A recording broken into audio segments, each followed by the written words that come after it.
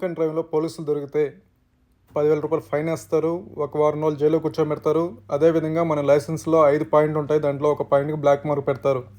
రెస్టారెంట్కి వెళ్ళి మనం తిని తాగినప్పుడు మన ఇంటికి వెళ్ళాం కాబట్టి మనం ఒక డ్రైవర్ని బుక్ చేసుకోవచ్చు. దానికోసం ఇక్కడ చైనాలో ఒక యాప్ ఉంటుంది. వచ్చిన తర్వాత ఆ డ్రైవర్ మన లొకేషన్కి వస్తాడు. ఆ డ్రైవర్కి ఒక చిన్న బైక్ ఉంటుంది. ఈ బైక్ ఎలా ఉంటుందంటే ఇది పవర్తో నడుస్తుంది. ఈ బైక్ని రెండుగా ఫోల్డ్ చేసి కారు డిక్కీలో పెట్టేంత సైజు మాత్రం ఉంటుంది. ఇలా డ్రైవర్లు వచ్చి మనం పికప్ చేసుకున్నప్పుడు వీళ్ళకి మినిమం ఛార్జ్ వచ్చి 300 రూపాయలు. అంటే బుక్ చేసుకున్న వెంటనే 300 రూపాయలు వీళ్ళకి పే చేయాల్సి వస్తుంది.